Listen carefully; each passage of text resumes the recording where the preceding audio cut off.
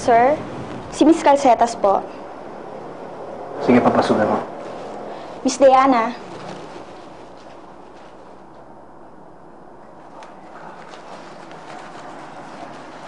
I really hope that you came here to apologize for your behavior a while ago. Hindi ko nagustuhan yung pag-walkout mo kanina sa meeting. Pumunta ako dito para ibigay ito sa'yo. Okay. Resignation letter ko. Okay, so this is your past. Sorry, this is... It's unacceptable. Madali lang naman mag-print ng resignation letter. Kahit ilang pang kopya ang punitin mo. Hindi na ako mananatili dito sa SGC dahil hindi ko na kayang sikmurahin na ikaw ang boss ko. Sa tingin mo, sino pupulot sa'yo pag ilipat mo sa amin? Sa legacy? Mag-a-apply ako sa iba. Then go ahead and try, Diana. Tingnan natin kung ilang reputable companies ang kukuha sa'yo, lalo't may demanda na mag-aabang sa'yo sa korte. Wala ka na ba talagang alam ipanakot sa akin kundi yung demandang yan? Diana, madedemanda ka talaga kahit anong mangyari. Think about it. Breach of contract, intellectual property damages, and theft. All these cases, kaya I'm just asking you to think twice bago mo ako bigyan ng mga resignation letters sa ganun. Hindi na talaga mo ako mapipilit manatili dito, Inigo. Of course I can. Hindi ka basta-basta makakaalis, Diana. It's not anymore a question whether you like me as a boss or what. Dahil kahit wala sa akin yung loyalty mo, nakakontrata ka pa rin. Technically, I owe you.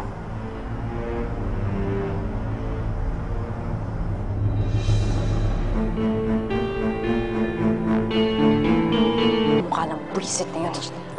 Miss Diana, patapos na po itong pinapapotocopy niyo. Dadaling ko na lang po sa office niyo pagkatapos. Ay, sige, ako na lang gagawa. Okay lang, sige. Relax ka na lang doon. Kaya ko to. Sige, okay lang, kaya. Oh, shit, kara. Kwenta.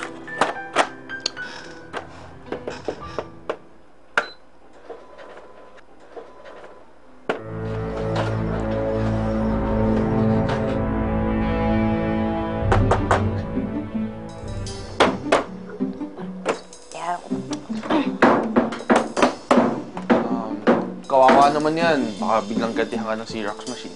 Ay. Josh! Ano ginagawa mo dito? Well, I have a business conference across the street and it's gonna be going on for the next 3 days. Alam ko nandito yung opisina niyo kaya naisipan ko na dalawin ka. Oo naman. Pasensya dun sa nakita mo yung... You wrestling with a photocopying machine? Okay lang yun, no? Actually, good fight nga. Medyo upak lang yung photocopier. Oo, okay lang. Kakaya naman. Hindi kasi nadala lang ako dun sa buwisit ko kay kay Inigo. Okay. So, what's new? Ano na namang ginawa ng boss mo sa'yo magaling, ha? Ay. Huwag na natin pag-usapan. Baka may iba lang yung mood ko. Okay.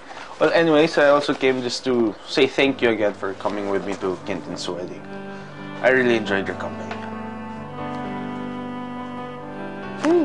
Oo naman. Yun lang pala. Wow naman. Pumunta ka pa talaga dito. And yeah, sana because of that, hopefully we can hang out more often. Of course, as friends. Well, syempre kasi nag-i-enjoy din naman akong kasama ka. Oo naman. Yun lang naman pala yun. Pwedeng tulungan mo ako dito? Oh, Hindi ko kasi alam talaga Ano magagawin dyan? Hindi lang yan. Marunong ka ba? Huwag mo muna bubuksan. Baka cancers yan, di ba? Mode. To wall color, black, red. So. Uy! Ito. Huwag mo bubuksan. Di ba cancers yan? Kailangan lagyan natin ng pen para may kokopya siya, di ba?